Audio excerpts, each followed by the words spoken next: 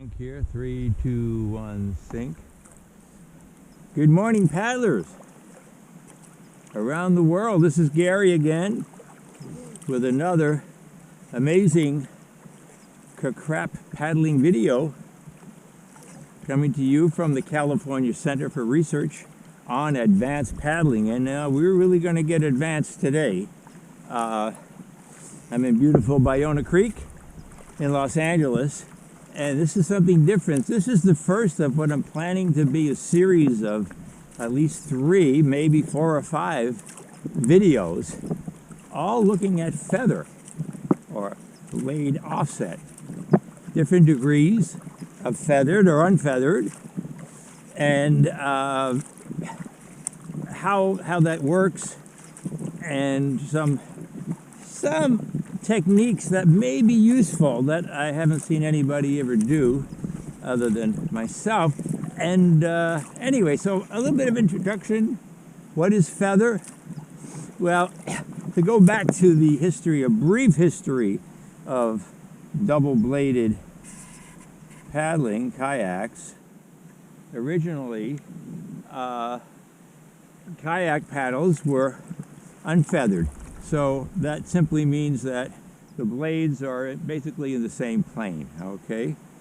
They're not offset. So this is called 0, and it's right in the center here on my Yantex Baby Gamma paddle. And so I'm at 200 centimeters because this is 190 to 200. And these are the small blades. But none of that matters. What matters is these are lined up. So if you look at today, still, a Greenland paddle or an Alaskan paddle, they're much longer and skinny, but they're not offset. Each blade is in the same plane. So that's how paddling started. My understanding is that when racing and sport kayaking became popular, often called canoeing in Europe, or at least the UK, but we like to call it kayaking here to distinguish it from our canoes, which I guess they call Canadian. Anyway, so my understanding is that this is how it started. The blades didn't look like this. They were flat and bigger, but they should have been in the same plane. Now, with that, what happens then, I gotta make sure that this is recording. Yeah, we're good. Is that when you are recovering your blade, you're going to be pushing against the wind. If it's no wind at all, if you're moving at 12 kilometers an hour, say, that blade will be probably moving about twice that, 24 kilometers an hour, against the wind, even if there's no wind, right? Because you're generating movement. And if there is a headwind, you'll have to add that on. So you have let's say you're paddling at just 10 kilometers an hour. Your blade is moving 20 kilometers an hour. And let's say there's another 10 kilometer wind coming at you, headwind. That means that you got 30 kilometers an hour that you are going against, okay, the airspeed.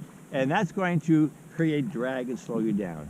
So if, as far as I can find and go back, I looked at the 1936 Berlin Olympics, kayaking, famous ones from Nazi Germany, Jesse Owens, of course, and the American Magic 9 rowing did some incredible things there, so did many other athletes, is that I found that then already everybody was feathered, meaning that the blades were offset. And you can see, if I do this at roughly 90 degrees, right?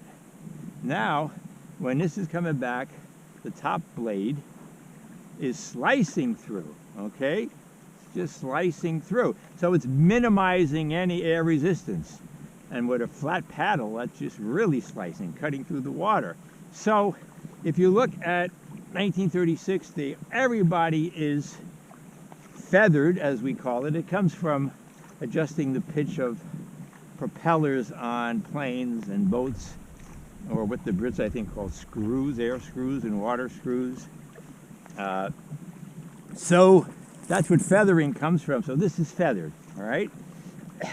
And the article by Greg Barton on feathering says that this was originally what people were using, and feathering comes from minimizing that air resistance going forward. But they found that this 90 degrees was just a little bit too much. It requires, as you see now, I am controlling this with my right hand. My knuckles are in line with the top edge of the paddle blade here. So that one I don't have to worry about. That will always go in square. It's the other one I got to worry about. And you can see if I just put this in like that, no good. So what I have to do is square it. And there are two things going on there. One, just the fact of my raising and bringing my hand across, the top hand, will tend to square it. We'll bring it in the right direction. And typically that's not quite enough unless you're paddling like this with one hand over the other, which we don't do typically, right? We start to catch something like this, about 45-degree angle this way. So, whoops. So you have to do a little wrist extension and maintain that wrist extension through the stroke. And Greg Barton says, well, that was too much wrist action. And people now don't use more than 80 or so. So they bring it back a little bit. That is even high for me. I like it, if I'm going to paddle feathered, at 60, okay? So now basically, with less of a feather, there's an advantage and a disadvantage. The disadvantage is that, as you can see, I'm no longer slicing through. There's an angle. I'm getting some more air resistance moving forward, okay? And that air resistance is not only can slow down the boat in my paddling, but as you see, there's a different angle. If I have a headwind and I'm moving fast, on my right, and this is my control side, right, that wind coming at me is going to tend to push the blade down. It's going to provide some downward force. The other side, you can see by the angle, it's a climbing angle. Any wind will tend to move it up. And that effect will happen anywhere lower than 90 and above 0 feather. And it's worse, as Greg Barton describes, and it makes sense, at 45, because now at 45, you can see that angle is right in between, okay?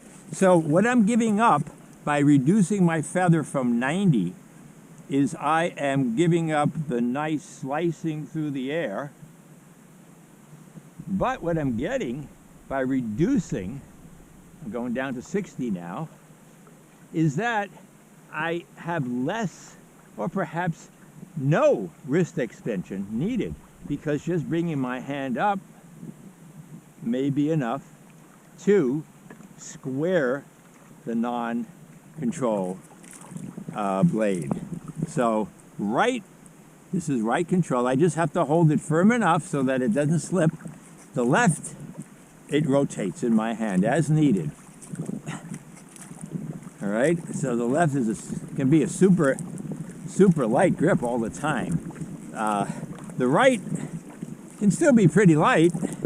I mean, it doesn't take a whole lot. It takes virtually nothing to keep the blade connected with the hand, all right? But it can't be, it has to be a firmer grip than the non-control. So this is 60 right-hand control. There you go.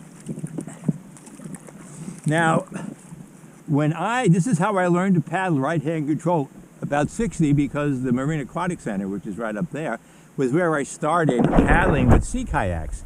And they had one-piece fixed paddles with, I think it was 60-degree feather, maybe 45. I think it was 60. And that's how I had to learn to paddle a sea kayak. So when I got surf ski in 2015, I think it was, my Epic V7, and I see, oh, people are feathering and they're at 60. I put it at 60, right hand control, how it's set up. And that's what I have here, right hand. And I was paddling, and I got some pain in my right wrist. And at that point, I went to Tarifa with Boyan Zlatarev, and he mentioned to me that, hey, Oscar Trapolsky is now championing 0, okay? And I'm not going to get too much into 0 angle or no feather or unfeathered paddling now, only to mention that I did switch over to unfeathered. And when I made that switch, I did it in one day, took me about an hour, my right wrist pain just disappeared completely. And so I had been doing unfeathered just about all the time since 2013 up until now. That's like 9 years, right? I was unfeathered. So I was sold on that, and I saw the advantages, but we'll talk about unfeathered in the next video. But what I want to say about that is I looked back at my videos when I was paddling back then, and I had a really low angle.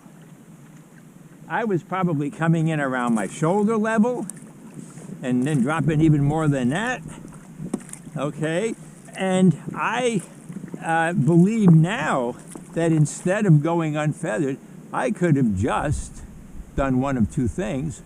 I could have brought my angle up, because if you bring your angle up, right now, I don't feel any wrist action whatsoever, right?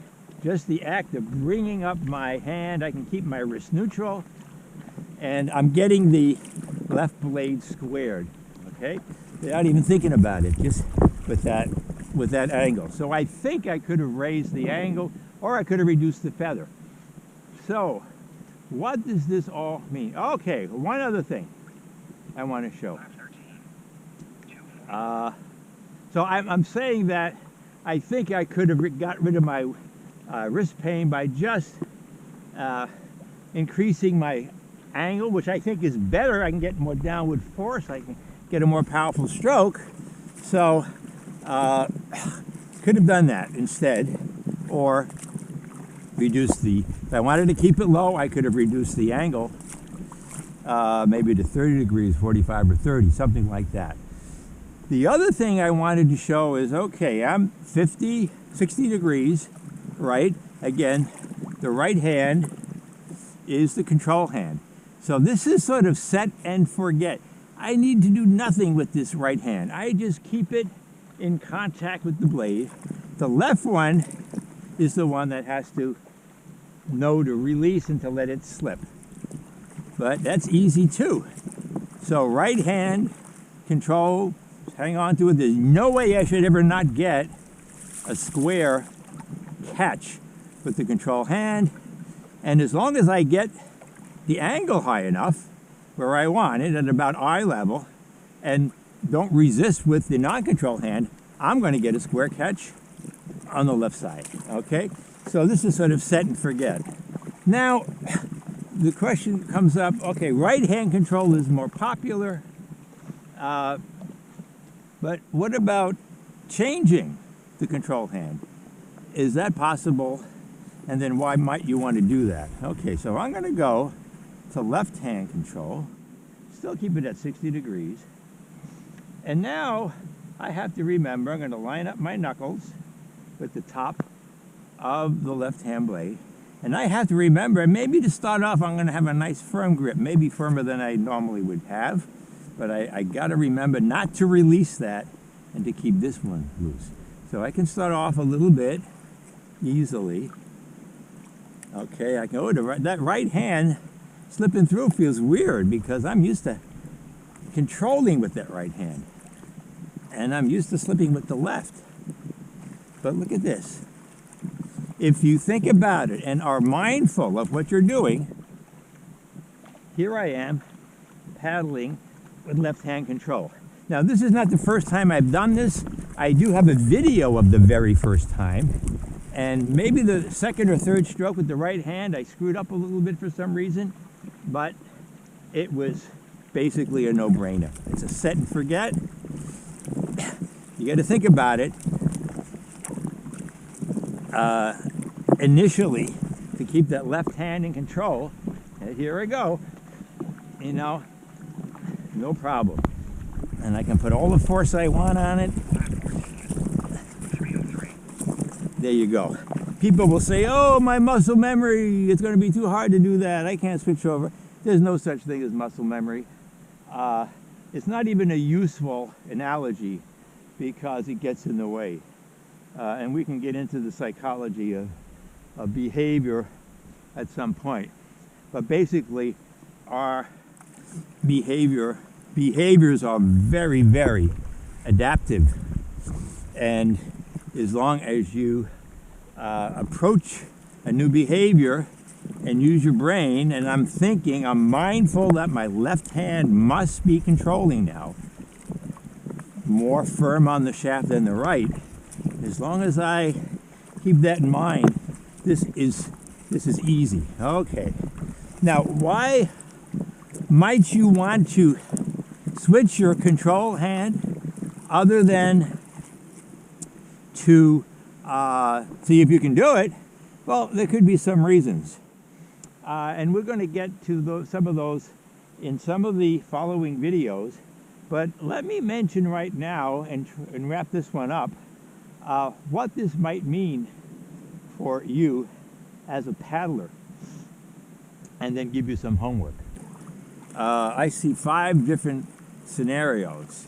So I'm assuming if you are using a feathered blade, right, with right or left hand control, let's say it's right hand control, and you're doing fine, you're happy with that, it's working for you, well, just carry on. Don't need to do anything. Okay,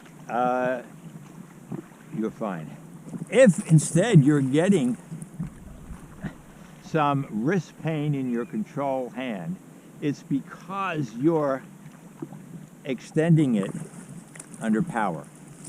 Most likely, that's why. You're not paddling with a neutral wrist with your control hand when it's on the top, okay?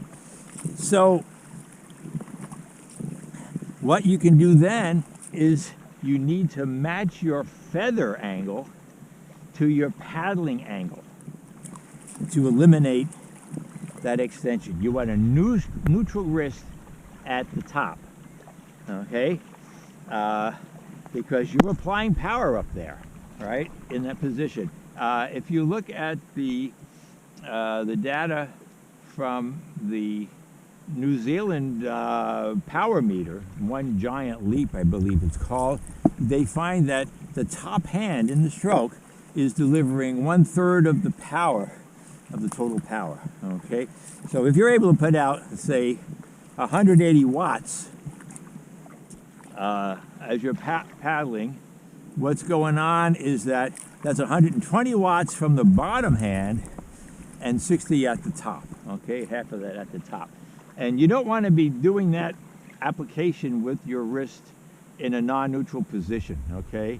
And most likely it's going to be extended. So match your angle and experiment.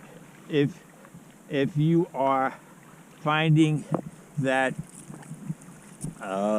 you like the angle that you have paddling, you probably will have to reduce your feather angle, all right?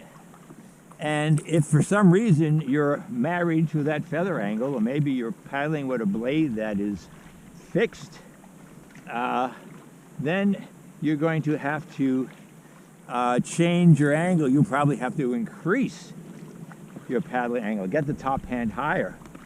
So one or the other. I mentioned that I had right hand pain when I was paddling at 60 degrees right. When I look at the videos, I was really low. I was coming in at about shoulder level.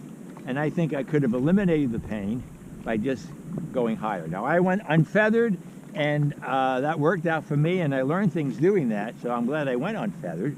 But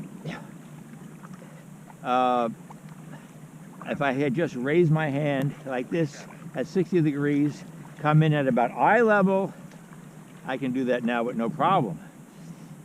So different ways. So that's the second thing, adjust your angles so that they match. A third thing that you could do is to switch your control hand, all right? So clearly you're going to give your control hand, your current control hand, a break if you go to the other side, right? So here I'm doing right hand control. I just go this 60 degrees. Actually, I had it on left and I didn't even know. That shows you how it can come out. So I'm doing left hand control. I'll go to right hand control.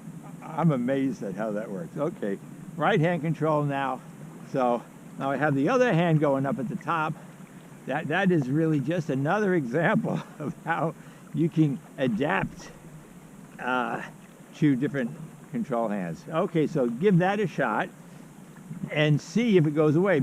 Maybe by switching back and forth between paddling sessions, you can distribute the strain to both wrists, and that may be below a threshold that they both can handle, and so you don't have to change your offset angle, you don't have to change your paddling angle, you can just change your control hand from time to time, and that may be useful. You might even do it within the same paddle as I'm doing here. I am pulling garbage on my rudder. I should back up. So that's number 3. Number 4, do what I did, go unfeathered. And we're going to talk about unfeathered in the next video. So that's 4. And then 5 scenario, the last one, is to try some, what I'm calling advanced paddling techniques that I don't think anybody else has ever thought about or tried, that I've been exploring. And we're going to talk about that probably in 2 videos down the line. Okay, so you'll have to wait around for that. But you have a number of options there to get rid of the pain if you do have the pain. Okay, so now we come to something new, homework. You guys have homework. If you can get on the water, this is your homework.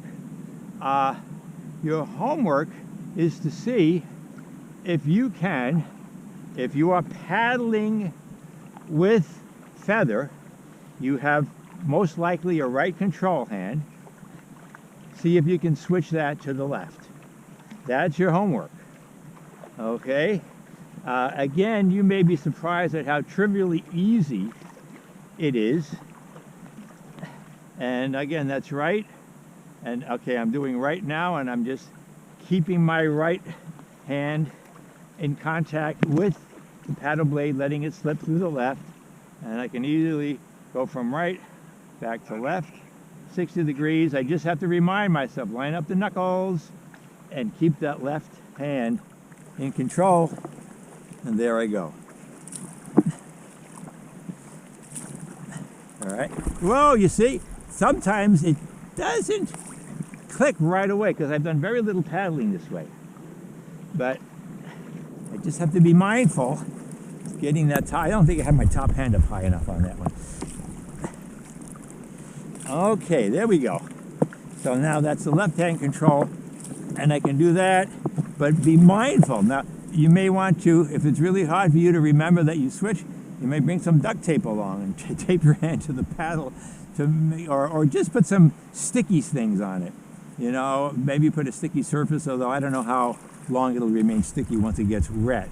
But just keep that control on the other hand, and you'll see. And your pain now should go away, because your right hand control had the pain, but now it's just slipping. It is not, it is completely neutral at the top. All right? There's no reason why it has to flex. So that's your homework. And if you can't get on the water, just take out your paddle blade and just go on land to see what it's like to make believe you're doing left-hand control, right? You can try that out, so when you do get on the water, you can give it a try. Optional homework. If your paddling buddies, once you've achieved bilateral control ability, or bi-feather ability, you could call it. And if your paddling mates or buddies most likely are all using right-hand control, right? Set up your paddle with left-hand control as I have now, right? And if I see a paddler on the water, I can say, "Hey Joe, I came up with a new way of paddling. I made some changes to my paddle and I feel much more powerful now. This is amazing what I'm able to do. You want to try it?" And they'll say, "Yeah, okay, here, let me try your paddle." Give them the paddle feathered opposite to what they're used to and see what happens. I haven't done that. I hope to do it at some point and get a video. I think it could be amusing. Of course, you're not going to do this in difficult conditions, right? Hey, we got some swells coming in here because they may go swimming, but could be informative. So that's just for a little fun. Okay, that's enough. I think I covered all I wanted to for this first in a series of videos on feather, and I'll be back hopefully in another week or so with the next one, which will be on paddling with no offset, all right, or unfeathered. Okay, see you then, Gary, with another crap video from the California Center for Research on Advanced Paddling. I'm going to head out to the ocean, the big blue. Little addendum to the first video on feather and paddling. I mentioned for homework that if you are using feather, see if you can switch your control hand, most likely from the right to the left. If you learn to paddle, however, I didn't mention what to do if you are paddling unfeathered. If you are paddling unfeathered and that's how you learn, or maybe you didn't learn that way, but you switched to it, see if you can go back or learn feathered, all right? And again, it's really pretty easy. Depending upon your paddling angle, use a feather of 45 or between 45 and 60, and just remember that the control hand, line it up, knuckles along the top. I'm using left control here, and just have a nice grip on that paddle and let the other hand, the non-control hand, which is now my right, loosen that up so the shaft can rotate. And I think you'll find it pretty easy to do if you think of it that way. Okay, so that's just an addendum. So everybody's got some homework to do there, whether you're paddling zero or with a offset or feather or not. Okay, here's another addendum to the homework, or to the video, first video on feathering, is that with respect to learning to change your control hand, okay, right now I'm at right hand control. One thing that can help is to watch the top blade as it's coming back. Now here you can see that my right hand looks reasonable, actually, because my knuckles are lined up with the top of the blade, and that's going to give me a square catch, no problem. But look at the non-control hand. I can see that's weird, right? Because my knuckles are not lined up with the top of the blade, and there's no way that I can paddle that way, right? So since that blade is almost parallel to the water, and in this case the bowward side of the blade is facing the water, or the convex side, I know I better do something to that, and I need to release that left hand to get that in the right orientation for a square catch. Okay, so don't wear a cap that has a big bill, because it's harder to see your top blade, particularly if you're paddling with a high angle. So Turn your head backwards. If you're wearing a cap, get the bill out of the way so you have unobstructed view of that top blade. And you really don't have to focus on it. You can see that in your peripheral vision. If you're looking ahead, I can easily see that's a constant reminder that I'm right-hand control, because that's no good. I need to do this. If I try to control that way, I'm in trouble. So that's a clue, in addition to just setting and forgetting your control hand. And if you have to grip it harder than you normally would like to at the beginning, do that. And then as you feel more comfortable, you can sort of just use the minimum amount of grip tension to rotate the blade, and it's not very much at all, okay? And you gotta release the left hand. Okay, now just for fun, let me do that. I'm gonna go over to left hand control. Again, 60 degrees. Same feather. Now I gotta remind myself, left hand control. Set and forget, okay? But let's see. So this is always going to be oriented this way. Knuckles, top of the blade. This one is going to non-control. This is the release hand. There's a control hand and a release hand. Okay, I like that better than non-control actually, because it tells you what it's doing. Now what happens is the same thing. You can see that my left hand is looking good. All right, it's a reasonable, I can see that just keeping the blade where it is, it's lined up with my knuckles, is going to give me a square catch. But look at the right, right? Again, it's almost parallel to the water. It ain't going to work, right? If I try to control that with my knuckles now lined up with the face of the blade, that's bad news, okay? So that's a constant reminder that I am using left hand control, right? Because that top right blade is not where it needs to be, and I'm going to get it where it needs to be by maintaining control of the left hand and releasing the right hand. And there we go.